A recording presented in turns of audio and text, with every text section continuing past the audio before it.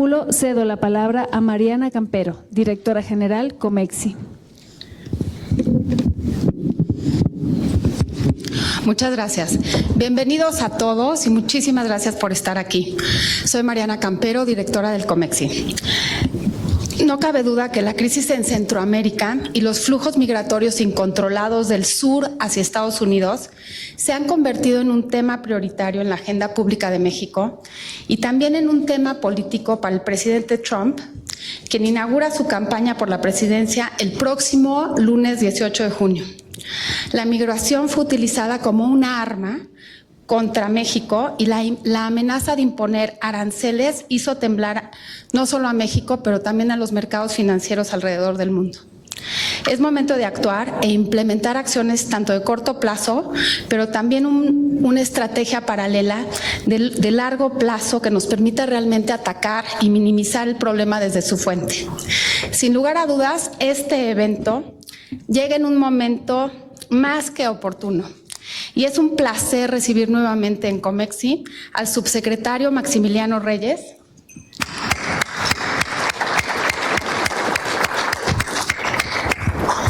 quien fue nombrado el día de ayer por el canciller Ebrard y el presidente de México como uno de los 5 integrantes de la Comisión Especial para tratar temas de migración.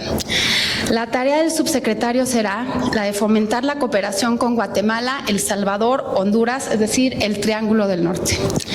Aprovecho también la oportunidad para agradecer al doctor Carlos Heredia,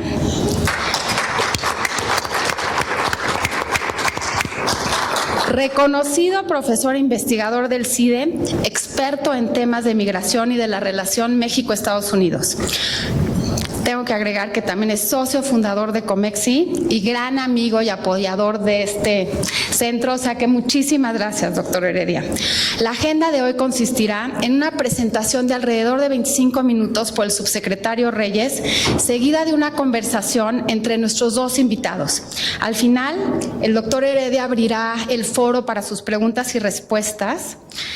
Nada más quisiera enfatizar que por razones de agenda del subsecretario tenemos que terminar un poquitito antes de las 10 porque tiene que salir corriendo. O sea que sin más, le paso la palabra al subsecretario Reyes. Muchísimas gracias a todos por estar aquí. Además, quiero agradecer al socio Carlos Moya de Deloitte. Deloitte es nuestro socio corporativo y Carlos ha sido siempre para Comexi no solamente un gran amigo, pero es gracias a Carlos que estamos aquí hoy y realmente, Carlos, no te lo podía agradecer más.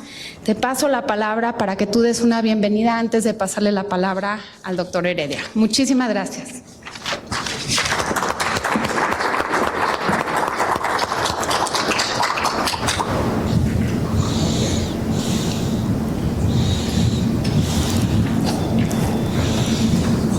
Buenos días a todos y bienvenidos a De Líderes. La verdad es que es un placer contar con personajes tan distinguidos que nos pueden transmitir conocimiento y podemos abrir una mesa de debate y nos hacen pensar de manera diferente. Este es el objetivo de Líderes, el apoyar precisamente a que se haga, si no podemos marcar el rumbo, que sí se haga un debate interesante a través del pensamiento. No quiero repetir más lo que dijo Mariana. Bienvenidos y gracias. Comenzamos. Ya empiezo. Adelante. Bueno, muchas gracias, Carlos, muchas gracias, Mariana, gracias a Deloitte y a Comexi por invitarme nuevamente. Espero que venga muchas veces porque cada que tengo una nueva responsabilidad me invitan, entonces yo quisiera venir muchas veces y continuar como lo hice hace mucho tiempo cuando ingresé a Comexi. Voy a tratar de hacer la presentación lo más breve posible. La presentación está disponible para Comexi también porque además me parece que lo más enriquecedor del panel de hoy es también poder platicar con el doctor Heredia y que él nos cuente toda su experiencia y nos comparta parte de su prestigio en esta materia y además pues estar atento y abierto a las preguntas de todos ustedes que tengan que ver con el programa de desarrollo integral, pero también pues con las últimas novedades de la semana pasada y de las últimas 48 horas en el tema de nuestra relación con Estados Unidos. Bueno, el propósito de este programa, en términos generales, es hacer una gestión integral del ciclo migratorio, garantizando los derechos fundamentales de las personas migrantes en todo el ciclo, desde el origen, el tránsito, el destino y el retorno. Impulsar iniciativas que permitan mejorar el desempeño económico, atraer inversión, incrementar el comercio, mejorar la generación de ingresos y trabajo digno para los migrantes. Promover a nivel regional el acceso a los derechos sociales y al bienestar en los territorios, en los municipios, en los departamentos, en el caso de los países centroamericanos, y en los estados, en el caso de México, con mayor cantidad de expulsión de migrantes. Y por supuesto, al ser una de las regiones con mayor exposición y vulnerabilidad al cambio climático, a una de las regiones del mundo, pues impulsar la sostenibilidad y la resiliencia al cambio climático y a la gestión integral del riesgo que ello implica. Queremos construir sistemas universales de protección social. Al decir universales nos referimos a ver los 4 países ya como una región integrada, por lo menos en esta materia. Es muy curioso porque mientras las fronteras políticas, diplomáticas, legales siguen existiendo, parece que las fronteras migratorias no existen. Los migrantes provenientes de Honduras y de El Salvador transitan con una gran facilidad por Guatemala e incluso por México. Y es más, migrantes extracontinentales que llegan a América del Sur o a América Central lo hacen con la misma facilidad. Entonces, es importante actualizarnos a la realidad y poner las reglas, las normas, todo el marco jurídico migratorio, actualizarlo a la realidad del movimiento de personas. Promover la inclusión laboral, asegurar y adoptar un enfoque de seguridad humana, garantizar la autonomía física, económica y política, sobre todo de las mujeres, promover la movilidad laboral, vincular la formación y el empleo, priorizar políticas de largo alcance para los jóvenes y los niños, garantizar los derechos colectivos e individuales de la población indígena y asegurar la seguridad alimentaria y nutricional. Establecer cadenas de valor regionales con énfasis en la innovación y en el incremento de la productividad, incrementar el nivel de comercio entre México y los 3 países del norte de Centroamérica. En conjunto, las exportaciones que los 3 países hacen hacia México no llegan a más del 7% de las exportaciones de los 3 países hacia todo el mundo. Entonces, pues como les digo, ¿no? Es increíble, es impresionante que teniendo estos grados de movilidad humana no tengamos un grado similar de comercio, cuando además tenemos costumbres alimentarias muy, muy similares. Diseñar una agenda regional de investigación, desarrollo e innovación, construir un espacio dinámico con beneficios compartidos en el sur de México y los 3 países del norte de Centroamérica, y generar una mayor atracción de inversiones tanto en el sector primario como en el comercio y en los servicios para la región. Algo muy importante, y es una de las principales prioridades del plan, es poder bajar el costo de la energía eléctrica, particularmente en Honduras, en El Salvador y también en Nicaragua. Hay momentos en el año en que la energía eléctrica en Honduras y en El Salvador llega a ser hasta 60 o 70% más cara de lo que es en México y hasta 30 o 40% más cara de lo que es en Guatemala. Esa es la explicación básica, digamos, la explicación más sencilla y más elemental de por qué la región no es competitiva ni atractiva para las inversiones. Ninguna empresa se va a instalar allá si tiene que pagar 60% más de luz, como lo decimos coloquialmente, que en México o 40% más que en Guatemala. Eso, bueno, pues es una realidad. Ahí tenemos 4 grandes acciones de infraestructura que pretendemos iniciar y que ojalá las podamos terminar antes de 3 o 4 años. Actualizar la infraestructura a lo largo de la frontera entre México y Guatemala, que son 950 kilómetros, y eso se refiere a modernizar una gran cantidad de componentes de líneas de transmisión, de torres, etcétera. Conexión del sistema eléctrico mexicano al sistema centroamericano con el CIEPAC, infraestructura y conexión México-Guatemala. Eso está prácticamente terminado. Hacen falta como 30 kilómetros de tendido de cable de alta tensión que ha sido complicado avanzar con Guatemala para lograr ese objetivo.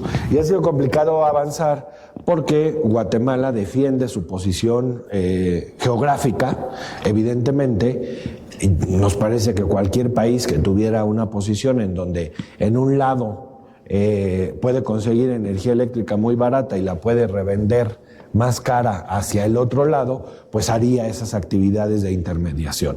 El problema ahorita, y lo estamos viendo como nunca lo habíamos visto en la historia, es que pues esto ya está transitando a un asunto de tránsito de personas, de migración de los 3 países, e incluso Guatemala está siendo afectado por todos los que pasan por su territorio. Terminal de gas natural en Puerto Cortés, Honduras, y construcción de una planta de energía con capacidad para 300 megawatts. Eso sería el punto clave para poder tener energía eléctrica en Honduras, en El Salvador, en Nicaragua e incluso probablemente competir en el mercado de Costa Rica. Y ahí lo que pensamos es que si terminamos rápidamente la construcción del gasoducto transísmico y podemos poner gas en Coatzacoalcos y a través del gasoducto llevarlo a Salina Cruz y de ahí en barco a Puerto Cortés, Honduras, podemos poner este gas a un costo muy bajo, muy bajo, para generar energía eléctrica en Puerto Cortés. Ahorita, por ejemplo, El Salvador le compra gas a Perú, porque así se ha hecho en los últimos años. Pero sin duda el gas que le compran a Perú simplemente por la distancia de traslado, pues es mucho más caro que lo que podría costar el gas del Golfo de México, el exceso de gas del Golfo de México y de Texas puesto en Salina Cruz, Oaxaca. Y finalmente, conexión ferroviaria entre los países del norte de Centroamérica y con México. Queremos también impulsar una especie de unión aduanera que ya existe entre los 3 países del norte de Centroamérica, pero con México, para combinar el crecimiento con la redistribución, fortalecer la administración tributaria, generar políticas industriales con empuje medioambiental, evidentemente avanzar en temas de transparencia y rendición de cuentas, priorizando el empleo e incrementando el salario mínimo, y promover las remesas para la inclusión productiva y el desarrollo local. Estos son 2 programas que son, digamos, los planes estrella del gobierno del presidente López Obrador en términos de redistribución social del ingreso y que tienen como propósito fundamental el primero, dar un ingreso económico a los jóvenes con la idea de que se puedan meter a estudiar y sobre todo salgan de las manos de la delincuencia organizada, y el segundo, dar lo mismo, un empleo y un sustento económico a los jornaleros y a los campesinos, sobre todo en el sureste de México. Pretendemos que estos dos programas, a través de la Agencia Mexicana de Cooperación Internacional para el Desarrollo, los podamos trasladar a los 3 países de Centroamérica. Bueno, esto es lo más actual. Fue lo que el señor presidente presentó el lunes de manera conceptual y ayer martes de manera física, de manera presencial, con los 5 coordinadores que estuvimos en la conferencia de prensa en la mañana. Y esto es derivado de los acuerdos que el canciller Marcelo Ebrard realizó con el gobierno de Estados Unidos los 9 días que estuvieron allá en Washington, la delegación mexicana encabezada por el secretario de Relaciones Exteriores. El famoso plazo de 45 y de 90 días que se logró conseguir con el gobierno del presidente Trump, con la idea de evitar la imposición de aranceles a los productos mexicanos que el mismo presidente Trump había anunciado previamente. Se los voy a describir muy rápidamente. El secretario Ebrard lo ha declarado. Habrá un traslado de 6,000 efectivos de la Guardia Nacional a la frontera sur de México. Comentaba con Mariana al iniciar aquí, hay 23 cruces o 23 puntos de cruce regular a lo largo de los 970 kilómetros de la frontera sur de México. Pero ¿saben cuántos cruces irregulares hay o cuántos puntos de cruces irregulares hay? Tenemos detectados alrededor de 300. Y esto es consecuencia, pues, de la desatención que históricamente se le ha puesto a la frontera sur. Y sin ánimo de entrar en ninguna polémica con administraciones anteriores, ni mucho menos, pues lo que es una realidad también es que nunca habíamos tenido, por los distintos motivos que ya han sido explicados anteriormente, tal nivel de personas cruzando. En una gira que realizó el presidente López Obrador a Ocosingo, Chiapas, en los Altos de Chiapas, hace como un mes, nos cuenta que se encontró con una caravana de 20 combis de transporte público de Chiapas y que cada una traía alrededor de entre 10 y 15 migrantes. O sea, por lo menos un grupo de 250 a 300 personas que sin duda cruzaron por alguno de estos 300 pasos en una frontera que es una frontera selvática prácticamente. El segundo es implementar una política migratoria especial desde la frontera sur hasta el Istmo de Tehuantepec con el propósito de... Ya me quitaron la televisión. Bueno, con el propósito de generar condiciones de empleo, de atención a la salud, incluso de apoyar institucionalmente a los gobiernos municipales de esa parte de México que son el primer fronting con el que los migrantes se encuentran. El tercero es, ¿sí lo están viendo ustedes, verdad? Sí, implementar el programa de desarrollo integral entre El Salvador, Guatemala, Honduras y México, es decir, acelerar las gestiones con los 3 países para poder detonar rápidamente acciones de bienestar en los lugares de origen de la migración. Tenemos identificados aproximadamente 45 municipios un promedio de 15 por país, que son los que concentran en general en los 3 países el 80% de la expulsión de migrantes. Una de las grandes ventajas de este programa de desarrollo integral es que tiene un corte o una visión o una mira enfocada completamente al tema migratorio. Lo que estamos solicitando a las empresas, a las agencias internacionales de cooperación, a los propios países que han mostrado interés en el plan, es que todos los esfuerzos de canalización de ayuda se concentren en estos municipios, porque evidentemente lo que queremos es cambiar la perspectiva de vida que tienen los residentes de estos municipios, que son los que más migran. El cuarto punto es ejecución del programa de atención integral para solicitantes de asilo en Estados Unidos internados en México.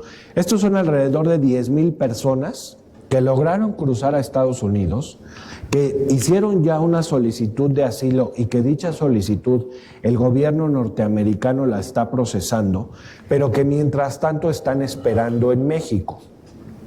Estas 10,000 personas tampoco surgieron del 1 de diciembre a hoy. Una solicitud de asilo puede tardar hasta 18 meses en obtener respuesta y no se sabe si la respuesta es positiva o negativa. Entonces, lo que hacen esas 10,000 personas es no regresan a sus países de origen a esperar la resolución. Se quedan normalmente en la franja fronteriza mexicana, desde Baja California hasta Tamaulipas, haciendo distintas actividades, la gran mayoría de manera informal, pero el propósito es incluso generarles condiciones de empleo en la industria maquiladora fronteriza, que tiene una alta rotación y por lo tanto tiene una gran demanda de mano de obra. Si es posible también darles seguridad social, con la idea de que algunos encuentren algún espacio laboral y atractivo para que ya se queden acá. En el fenómeno de las caravanas del año pasado, con la de octubre y la de diciembre, logramos colocar alrededor de 600 migrantes hondureños que todavía al día de hoy mantienen su trabajo, particularmente en la industria maquiladora en Mexicali, en Baja California. Y finalmente, fortalecimiento de la relación con los gobiernos de Centroamérica y el Caribe. Yo la verdad es que hablo más con ellos que con mi familia, de manera permanente, todos los días, todo el día, incluyendo sábados y domingos. Es un tema constante. Hemos encontrado muy buena recepción en términos generales. Hemos compartido la preocupación evidente de lo que representa para ellos que sus connacionales estén acá y de lo que representa para nosotros atender a sus connacionales. Bueno, y finalmente, pues en términos generales, lo que corresponde a un servidor, de acuerdo a las facultades de la subsecretaría y a la responsabilidad que el presidente nos acaba de encargar hace 48 horas, coordinar con los países con mayores niveles de migración, coordinar los esfuerzos de las embajadas de México en Centroamérica y el Caribe, que ya tenemos a nuestros 3 embajadores, ya están allá, incluso el embajador en Honduras ya entregó las copias de sus cartas credenciales, mantener una estrecha coordinación con los responsables, 2 de los 3 responsables que el presidente nombró el lunes, gestionar la implementación del programa de desarrollo para Centroamérica y también buscar recursos para dicho programa, para que a través de las agencias de cooperación ya instaladas en los 3 países y que llevan años trabajando, podamos incrementar la potencia y la dimensión en las acciones y en los resultados del mismo. Y coordinar los trabajos con las otras áreas responsables del plan de atención a migrantes. Me estoy refiriendo a las medidas anunciadas por el presidente y el canciller en las últimas 48 horas. Pues en términos generales y de manera muy breve, esta es la presentación. Creo que cumplí con el tiempo. Les agradezco mucho la atención y las inquietudes que pudieran tener. Y pues, Carlos, adelante. Muchas gracias. Gracias, subsecretario. Creo que tenemos material para un diálogo bastante animado que me toca empezar y después a ustedes continuar. Quiero ratificar el agradecimiento a Deloitte, a Carlos Moya y a su equipo por recibirnos aquí. Ya somos viajeros frecuentes, aquí ya vamos acumulando millas. Y a todos ustedes por acompañarnos esta mañana, muy especialmente al subsecretario Maximiliano Reyes y a su equipo, que ya han estado con nosotros en ocasiones anteriores. Empiezo por remitirme a mi clase de redacción en la prepa, en el Colegio Jesuita de Tampico. Teníamos un profesor de redacción que era particularmente quisquilloso con el uso de las preposiciones. Nos hizo que nos aprendiéramos todas las preposiciones una detrás de otra. ¿Y qué tiene que ver con eso? Que hay 3 preposiciones clave en el tema y en la exposición del subsecretario a las que quiero regresar. La primera es que el plan es descrito con frecuencia como Plan de Desarrollo Integral para Guatemala, Honduras y El Salvador. Entonces me quedo con la preposición para y ahorita regreso a esa. La segunda preposición es con. ¿Con qué dinero? Y la tercera preposición es que podemos hacer tanto la estrategia de desarrollo en Centroamérica como la gestión del flujo migratorio, sobre el cual tuvimos conversaciones con Estados Unidos la semana pasada, es otra preposición, sin violar los derechos humanos. Entonces empiezo por la primera, subsecretario. El 1 de diciembre el presidente López Obrador toma posesión. Están con él los presidentes de Honduras, de Guatemala, el vicepresidente de El Salvador, y junto con Alicia Bárcena y Hugo Beteta de la CEPAL dicen: vamos a hacer un plan para el desarrollo integral en los países, en estos países de Centroamérica. Como ha mencionado usted, subsecretario, pues yo no sé cuántas veces ha ido a Centroamérica desde entonces, decía que cada semana prácticamente, pero mi pregunta es muy concreta y es: ¿qué tanto desde Centroamérica lo ven como un plan suyo? ¿Qué tanto lo hacen suyo?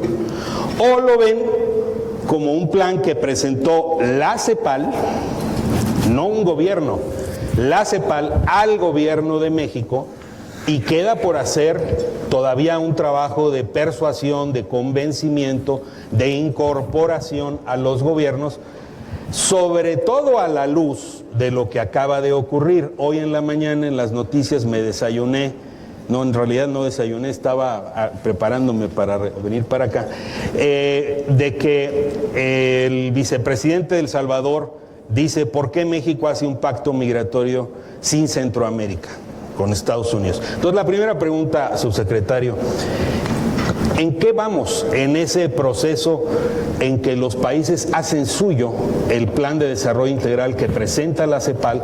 ¿Y qué tanto los acuerdos de la semana pasada en materia migratoria obstaculizan la apropiación y la instrumentación de la estrategia de desarrollo?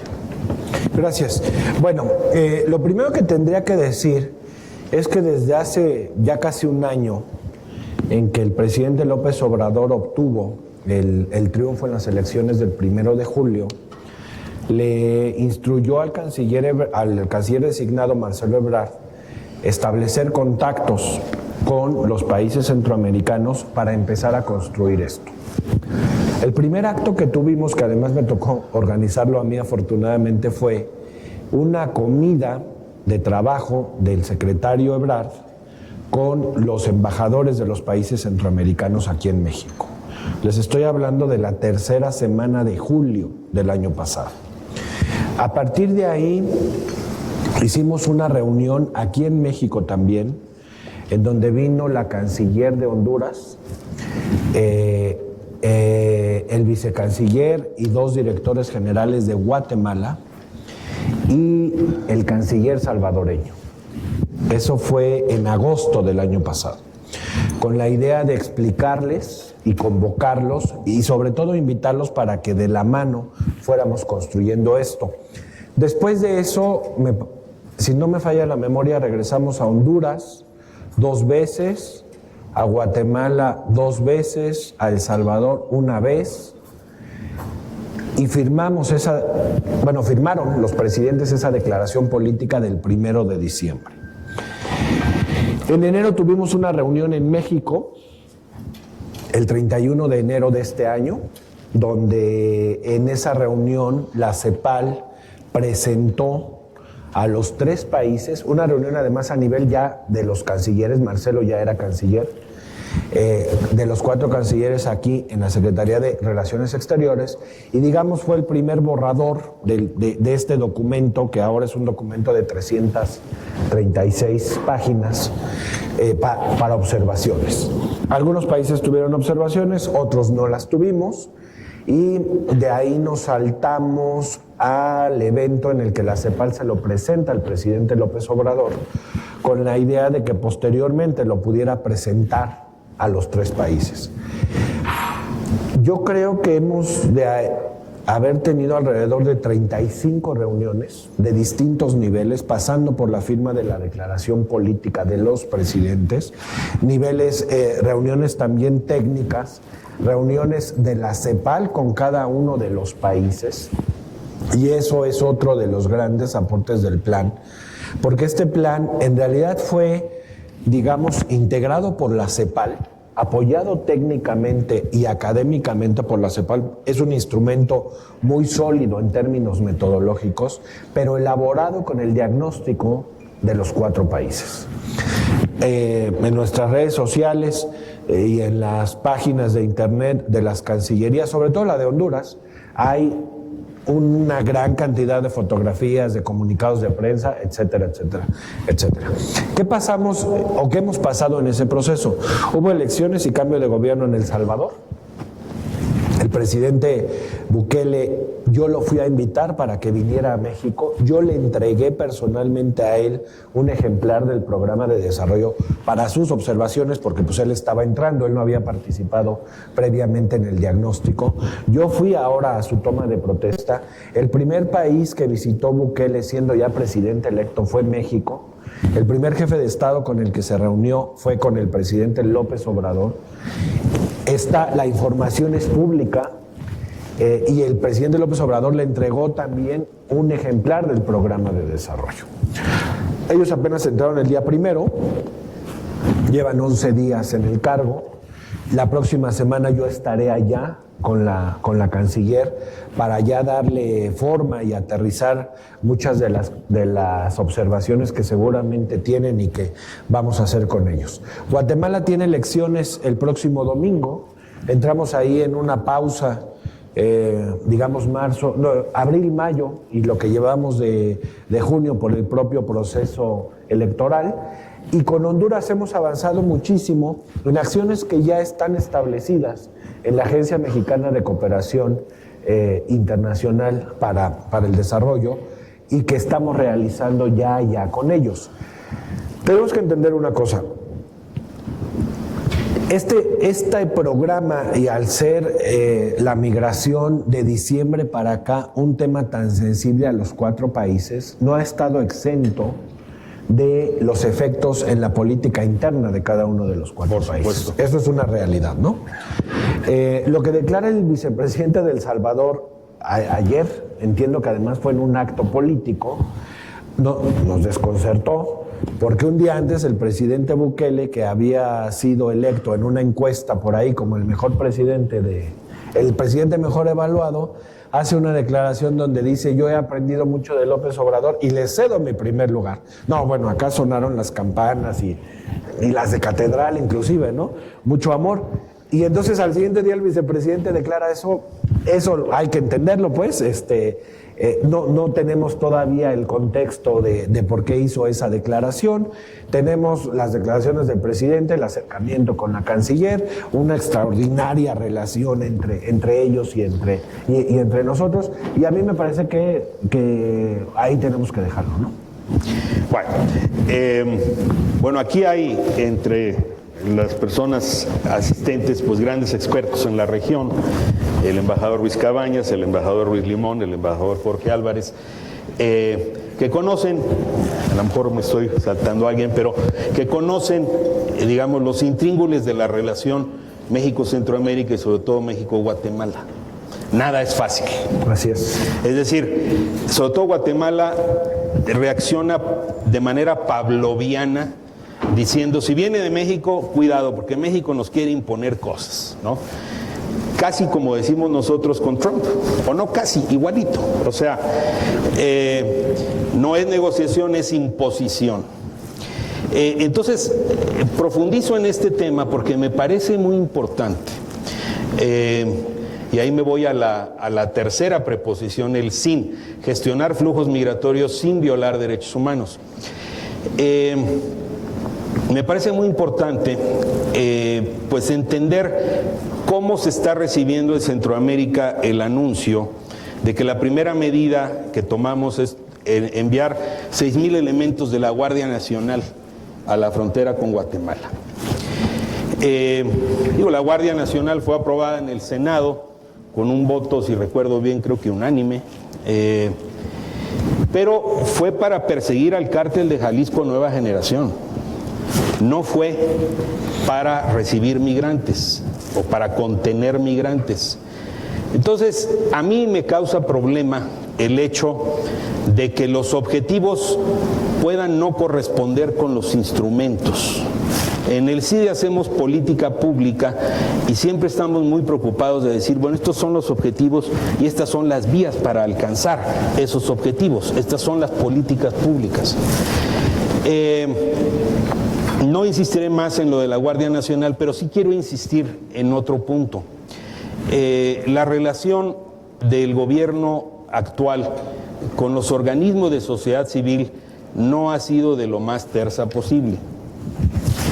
¿Quién opera los albergues y los refugios para migrantes en el territorio nacional? Desde Tapachula hasta Tijuana, hasta Juárez, hasta Piedras Negras, hasta mi tierra allá en Matamoros. ¿Quién los opera?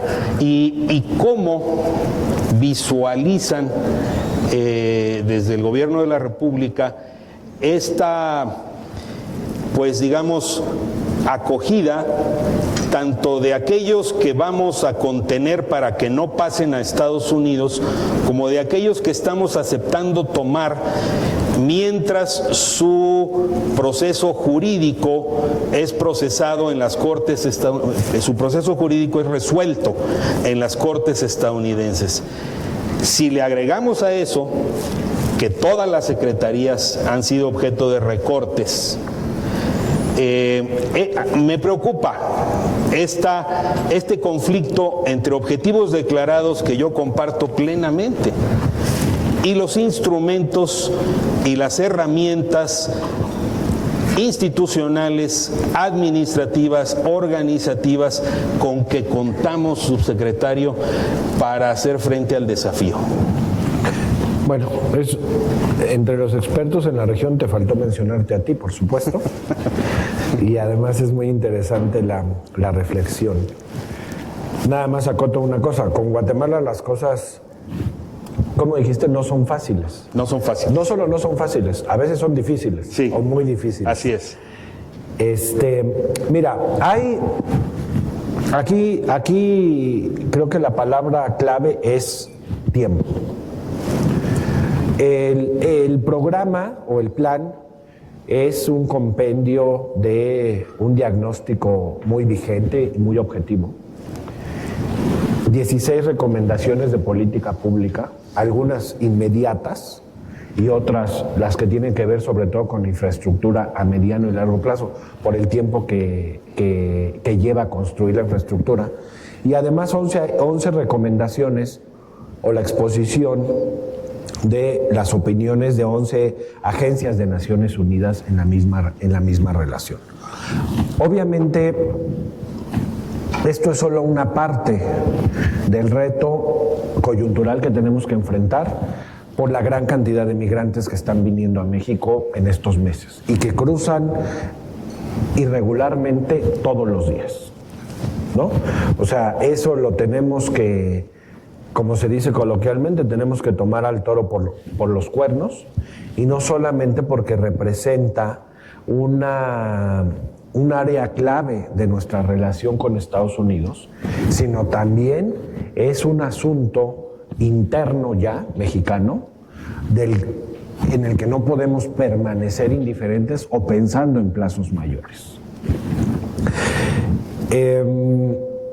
Este gobierno ha sido muy claro, y no solamente este gobierno, la experiencia de gobierno del presidente López Obrador y la experiencia de gobierno del canciller Marcelo Ebrard en una ciudad tan complicada de gobernar como la Ciudad de México, deja muy clara su visión sobre la procuración y el cuidado de los derechos humanos y la dignidad de las personas, en general, ¿no?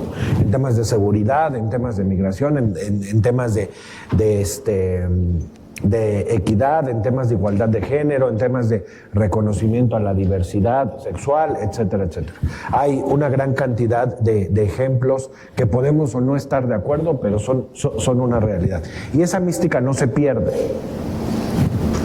Pero por el otro lado está la realidad que tenemos que enfrentar de ordenar y contener estos flujos migratorios tan grandes, que pueden convertirse o son ya un problema y un reto importante, sobre todo para los municipios del sur de México. Tijuana, Juárez, Nogales, Nuevo Laredo, Laredo y otras ciudades fronterizas, muchas de ellas fueron creadas y existen por las migraciones.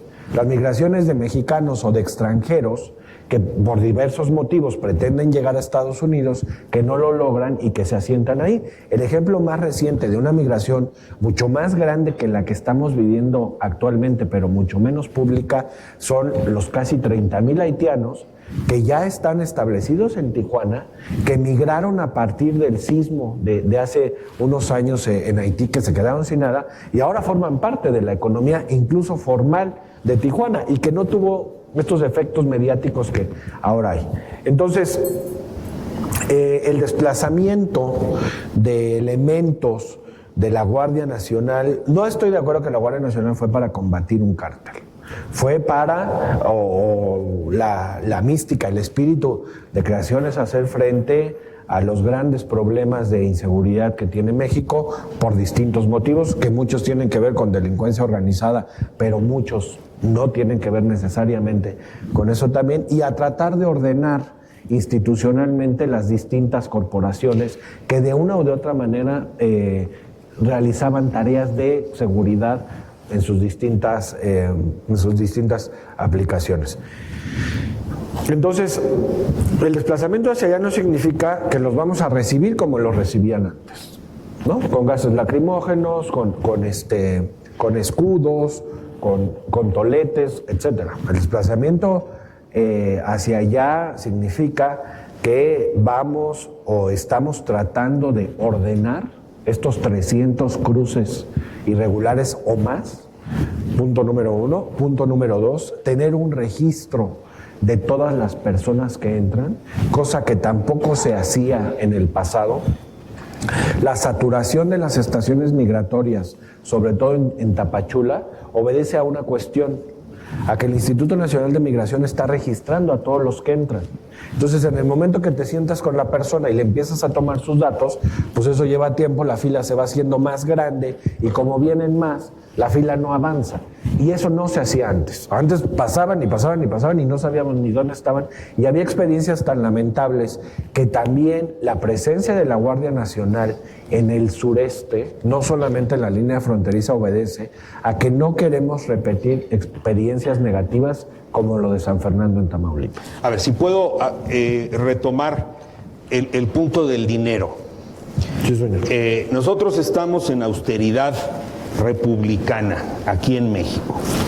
Yo no vi en el documento que presentó el canciller, no vi, quizás se me fue, pero no vi un compromiso de Estados Unidos cuantificado para apoyar el programa de desarrollo integral México, Guatemala, Honduras, El Salvador. A lo mejor existe, pero no está en ese documento y menos cuantificado. Más bien, lo que veo es que antes de la reunión con el secretario de Estado Mike Pompeo y con el vicepresidente Mike Pence, el secretario ya había hecho un intento de convencer a Estados Unidos de invertir en este programa. Entiendo que ese intento no tuvo eco, cayó en oídos sordos. Entonces, no veo un compromiso cuantificado de Estados Unidos. Más bien, en marzo, el presidente Trump recortó la ayuda a Centroamérica. Y hay un esquema ahí podemos abordarlo, pero nos tomaría más tiempo de OPIC, de dar garantías a inversiones privadas en Centroamérica que no necesariamente van a ser financiadas por banca comercial, pero no es dinero fresco. Entonces, regreso a la pregunta, subsecretario, ¿todo esto con qué dinero? Ok, bueno, hay distintas fuentes. Mira, en México, en el Fondo Yucatán, que es un fondo para la cooperación internacional, hay alrededor de 1.600 millones de pesos con los que vamos a empezar ya. Ayer mismo el canciller firmó la solicitud al subsecretario de Hacienda para que ya sesione el comité y se autorice la disposición de esos recursos. Y esos son recursos nuestros, mexicanos, ¿sí? 1. 2. UNICEF, lo anunciará en estos días, tiene comprometidos alrededor de 1.500 millones de dólares para el mejoramiento en la infraestructura de escuelas de educación básica, particularmente primarias y secundarias, en los 4 países, en el sureste de México y en los 3, en Honduras, Guatemala y en El Salvador. OPIC, lo que pasa es que no todo lo que se sabe está publicado, ¿no? Esa es la cosa. Pero eso es lo importante de tenerte a ti preguntándome. Con OPIC hay un avance muy importante para construir el tramo del Tren Maya entre Tulum y Cancún. El Tren Maya tiene 3... Pero OPIC solo financia proyectos del sector privado, no proyectos gubernamentales. Pues una de las cosas que logró el canciller es que puedan construir esta parte. Incluso los proyectos ejecutivos están siendo analizados en el Departamento de Estado ya. Hay una gente nuestra que trabaja en Amexid, que es el enlace y va permanentemente allá para analizar esto. Tienen también un proyecto ejecutivo allá y están viendo o estamos tratando de encontrar la ruta para que puedan hacer la terminal de gas en Puerto Cortés. Evidentemente están pensando que el principal gas que llegue a Puerto Cortés sea el gas de Texas, a través del gasoducto que atraviesa México. Todo eso se está cocinando, digamos, ¿no? Se está preparando. La agencia de cooperación alemana no le ha puesto todavía número a la casa, pero están ya evaluando 6 proyectos de implementación inmediata que a través de Amexid podríamos realizar. Que esa es otra ventaja del plan. No estamos creando burocracia nueva, no estamos creando un esquema de gobernanza nuevo. Las agencias de cooperación existentes en Honduras, Guatemala y El Salvador, El Salvador y México, funcionan muy bien y ya tienen experiencia en la materia. Entonces, yo lo que le digo a la doctora Laura Carrillo, que es la titular de Amexid, es que ella es nuestra tarjeta de crédito. Yo voy al aparador, veo que me gusta, pero ella es la que tiene los fondos. Y así lo estamos haciendo. Y hay, luego se los paso también, hay alrededor de distintas cantidades de 7 países. Chile, por ejemplo, hay un fondo de cooperación México-Chile de $1 millón, que son 20 millones de pesos, dependiendo a cómo amanezca el tipo de cambio, que Chile ya nos pidió que lo invirtamos en el programa de desarrollo integral. Bueno, son los que traigo ahorita en la memoria. En total, yo creo que ahorita para aplicar, en cuanto sesione el comité del Fondo Yucatán, tenemos esos 2,000 millones de pesos, 85 millones de dólares, y lo demás pensamos que lo de UNICEF puede empezar a ejercerse en un par de meses máximo, sí. Y tenemos con qué empezar. Si recuerdo bien, subsecretario, el canciller Ebrard, el 20 de mayo que la CEPAL presentó al gobierno de México este plan, mencionó que se necesitan 10,000 millones de dólares durante 10 años consecutivos. Entonces parece que la tarea va iniciando y que nos falta todavía complementar. Pero un matiz adicional, subsecretario, en lo que corresponde a los fondos propios de México, ¿hay algo etiquetado para que México invierta en Centroamérica o estamos refiriéndonos exclusivamente a la construcción de proyectos de infraestructura del lado mexicano? El Fondo Yucatán es para que México invierta en Centroamérica. ¿Eso cuánto es? 84 millones de dólares. Correcto. O sea, 200 millones de pesos. ¿Qué programas vamos a hacer ahí? Muy rápido. O sea, ya implementar en 2 semanas.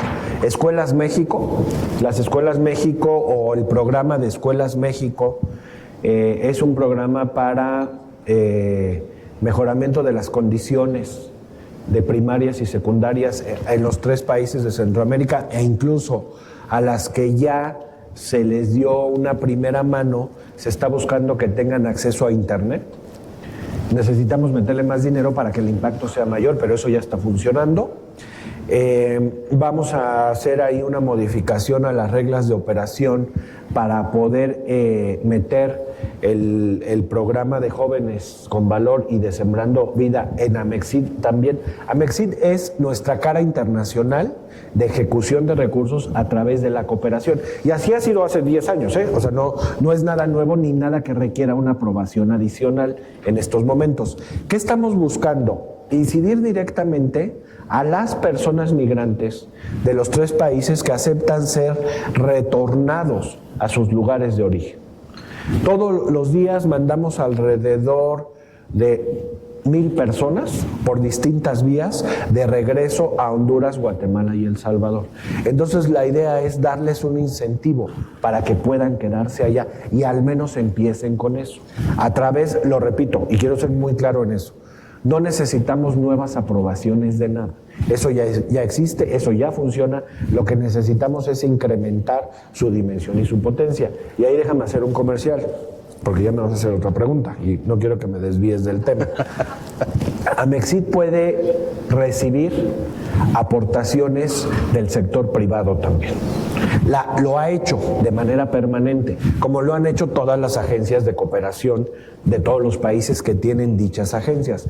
Algo muy bueno sería que las empresas mexicanas que tienen inversión allá pudieran dar algún programa de capacitación para el trabajo y eventualmente algunos elementos de empleo a las personas que nosotros retornamos. ¿Y por qué digo a esas personas?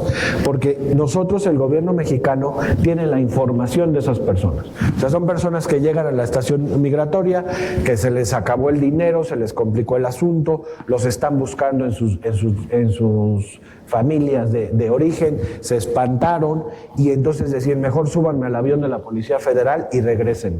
Incluso pasan por ciertos exámenes médicos. Entonces, aunque sean de allá, al decir de allá me refiero a de aquellos países, México ya tiene información que ellos proporcionaron voluntariamente. Estaba viendo ayer, no sé si lo viste o lo vieron alguno de ustedes, hay una empresa agropecuaria dedicada al plátano en la frontera, en un municipio fronterizo de Chiapas con Guatemala.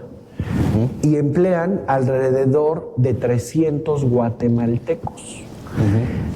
La reportera le pregunta, ¿y usted no quiere ir a Estados Unidos? Me dijo, no, yo estoy muy bien aquí, porque aquí me pagan lo que gano en Guatemala 3 o 4 veces más y estoy cerca de mi familia. Esas son las cosas que tenemos que replicar. Y la idea de estos programas, claro, ahorita es micro, son 300 personas, ¿no? 300 personas entran en 10 minutos o cruzan en 10 minutos por la frontera, pero nos parece, sin pecar de ser optimistas demagógicos o optimistas demagogos, es una muestra de que sí se puede hacer algo. Son las 9:24. ¿Cuánto tiempo tenemos, subsecretario? Pues otros 20 minutos. Otros 20 minutos. Bueno, entonces termino esta ronda con una reflexión que apunta no solo a la Subsecretaría para América Latina y el Caribe o a la Cancillería, sino para nuestro país en general. Se están cumpliendo 80 años de la llegada del Sinaya, este buque que trajo a los niños refugiados españoles. Estoy seguro que en esta sala habrá varios descendientes, a lo mejor no de los que venían en ese buque, pero sí de, digamos, el torrente de españoles que el general, el presidente Lázaro Cárdenas, recibió en un gesto de grandeza. Yo creo que como país tenemos el desafío, un desafío similar hoy. Lo que está pasando en Centroamérica, que son países sacudidos por la violencia sistémica, ha motivado que mucha gente diga, ya no somos migrantes, somos personas que huimos para salvar la vida.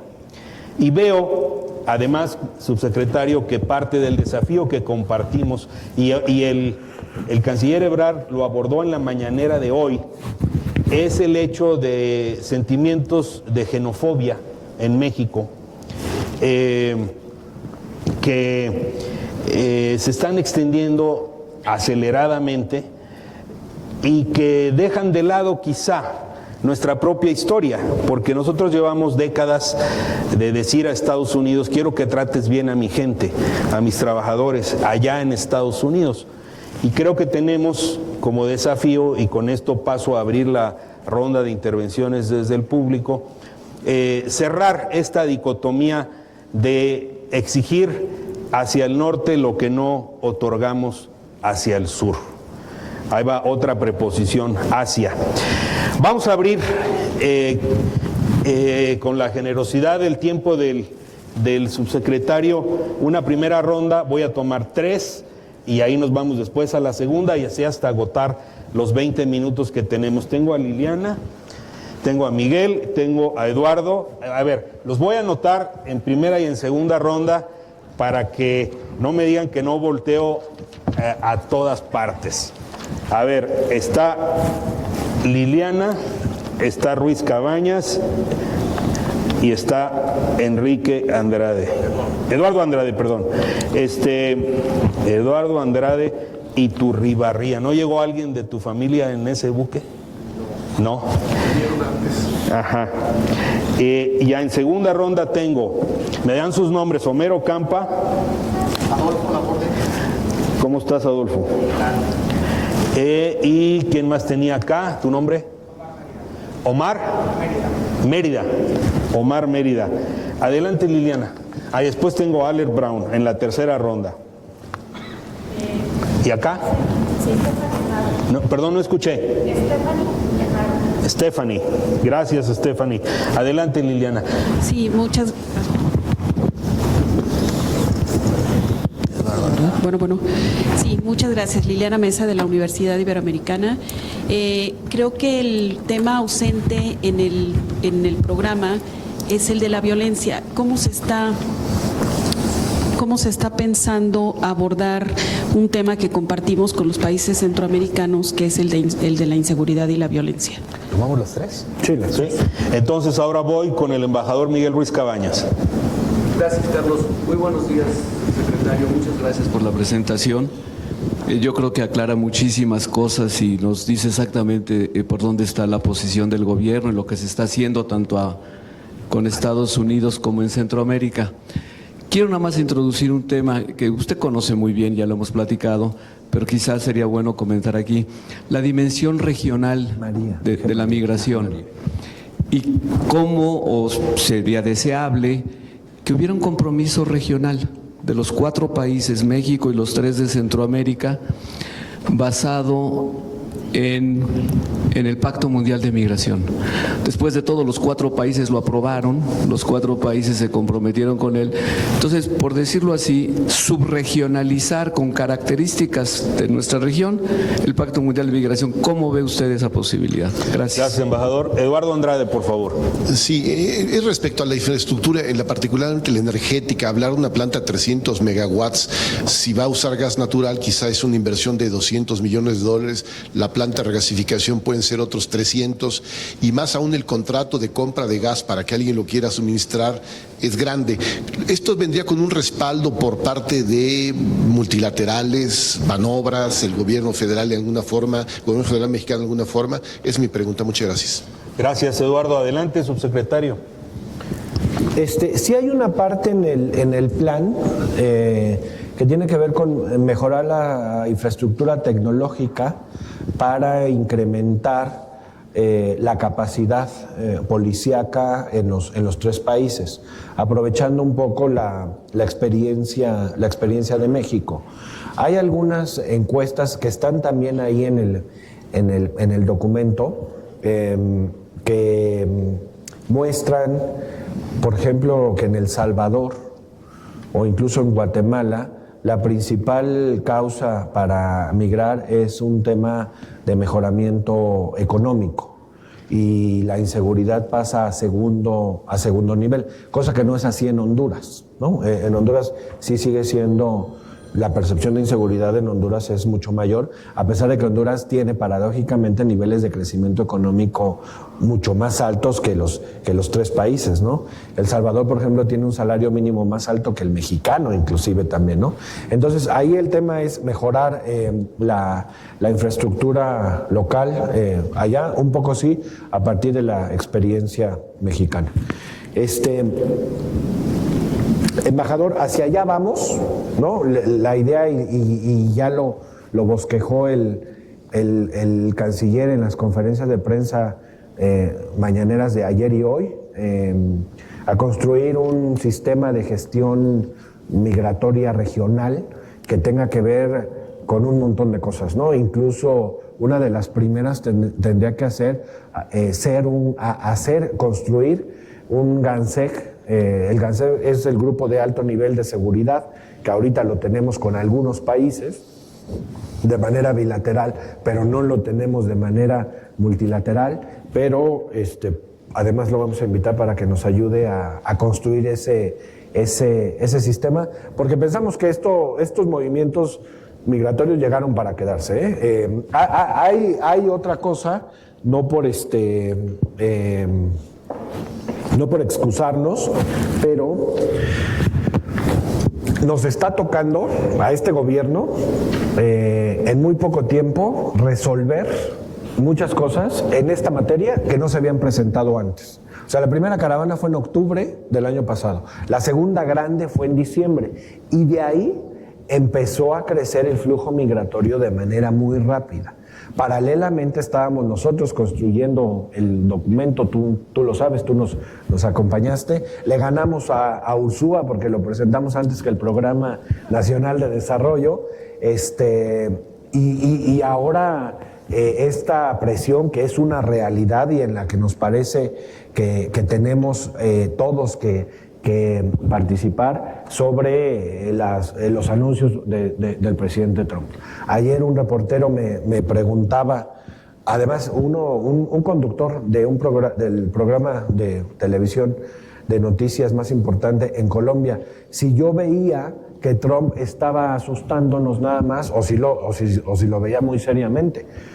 Mi respuesta fue, maestro, independientemente de cómo esté él, nosotros lo tenemos que tener con mucha seriedad. La respuesta del gobierno de México no puede ser, no le hagan caso, ya saben cómo es, ¿no?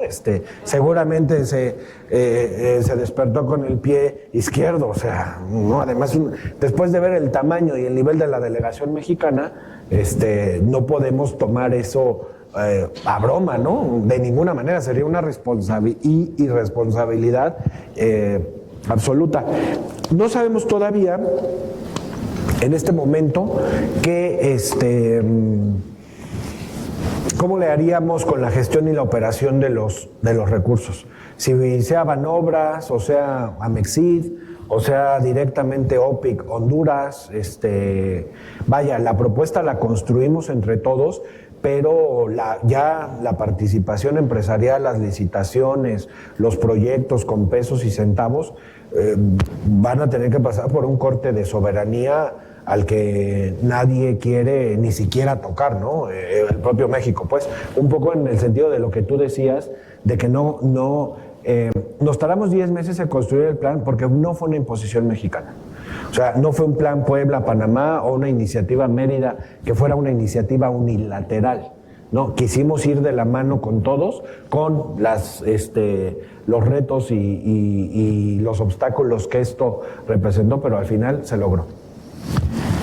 Voy ahora con Homero Campa, Adolfo Laborde y Omar Mérida. Adelante, Homero Campa, por favor.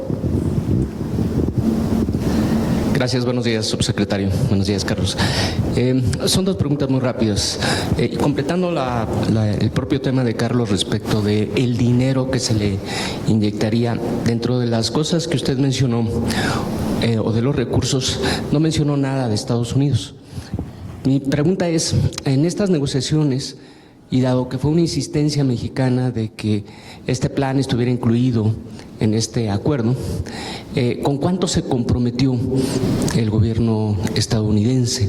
¿No, hay cifra, hay algún compromiso más específico más allá de complacerse, de reiterar una complacencia que ya había dictado anteriormente? Esta es una primera pregunta. Una segunda muy rápida es, hay una en el documento que envió el canciller Ebrard ayer al Senado, se menciona en una parte que se volverá a revisar o a plantear la distribución regional de las cargas de las solicitudes de refugio o asilo.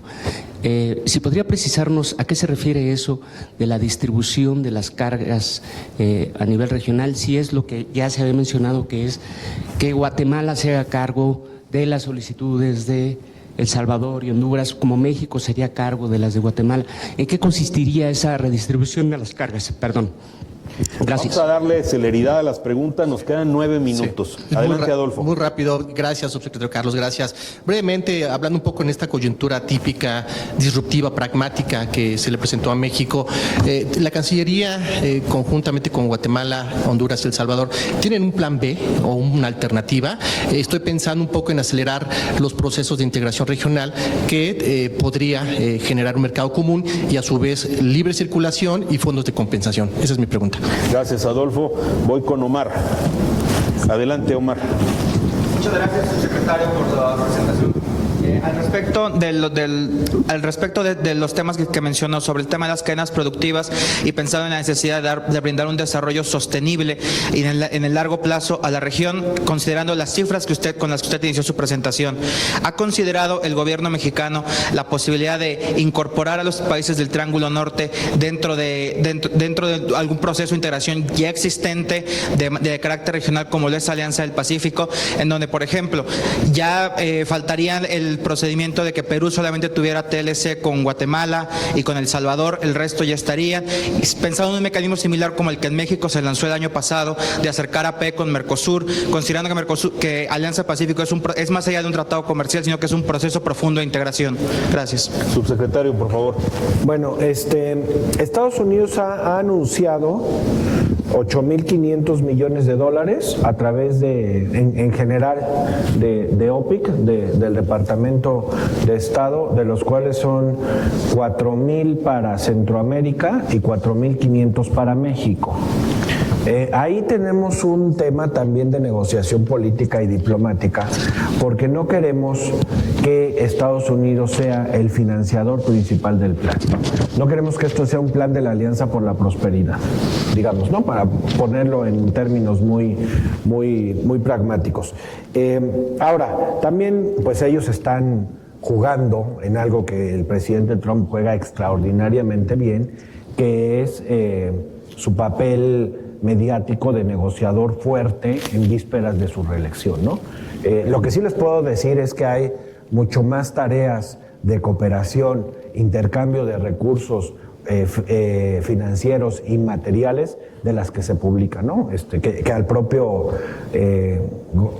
presidente Trump, por la lógica y el discurso electoral que trae en estos momentos, o con el que vive permanentemente, pues no se comunica, ¿no? Pero si cumplimos satisfactoriamente el plazo de los 45 días y de los 90 días, el escenario puede cambiar muy, muy favorablemente, aunque no estamos atenidos a eso, ¿no? La redistribución de las cargas es que no todos los que están esperando asilo estén en Tijuana, digamos, aunque la gran mayoría está ahí. Entonces, una de las tareas es justamente tratar de distribuir y de colocar a todas las personas que están esperando su solicitud de asilo en varios puntos para que no haya una sobresaturación en un solo lugar. Por lo pronto, eso. No podemos todavía decir nada con respecto a lo que harían otros países. Hay información en la prensa de que Estados Unidos y Guatemala estarían negociando que Guatemala fuera un tercer país seguro. Si es eso, a México le resuelven la vida, pero no podemos estar atenidos a que eso vaya a suceder, ni tampoco le podemos pedir a Guatemala, sí, ándale, por favor, ¿no? O sea, esa no puede ser la estrategia. No hay plan B ahorita. O sea, estamos en el día 3, vamos bien, logramos ya desatar el Fondo Yucatán, estamos recibiendo apoyo en recursos de varios países, se están instalando las 5 coordinaciones que mencioné hace rato, unos en el norte, otros en el sur, otros aquí en la Ciudad de México, la Guardia Nacional está llegando, yo creo que vamos a avanzar favorablemente. Yo les decía a mi equipo de colaboración, esto es como una campaña electoral.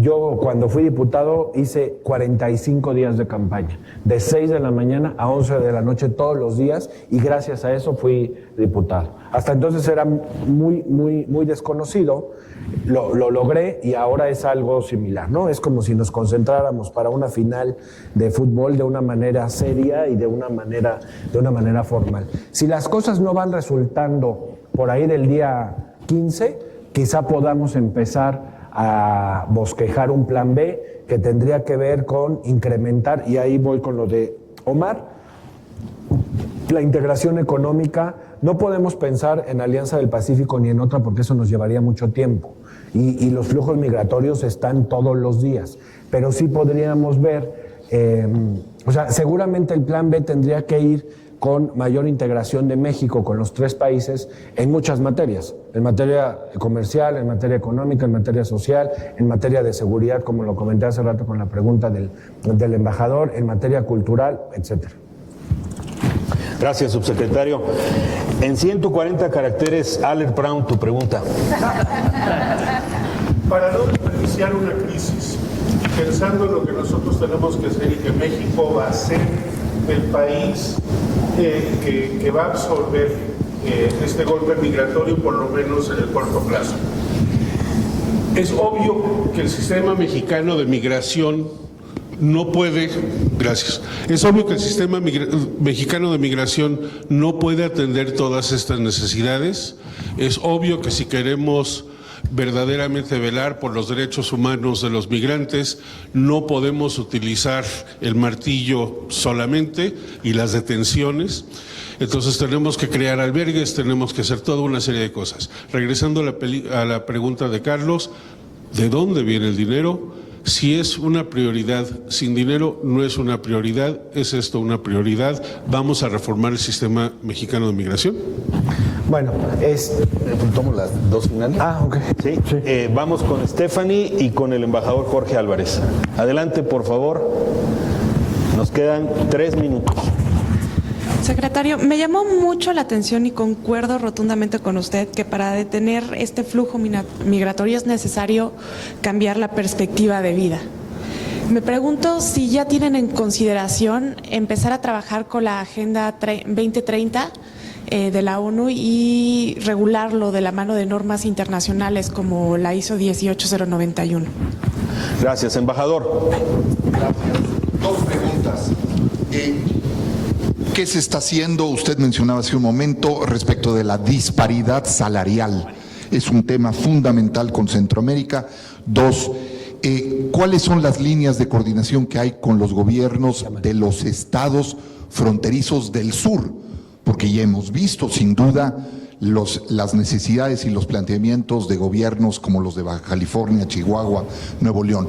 ¿Qué están haciendo qué se está haciendo como gobierno federal con los gobiernos de Chiapas, Tabasco, Campeche, etcétera? Gracias. Por favor, subsecretario.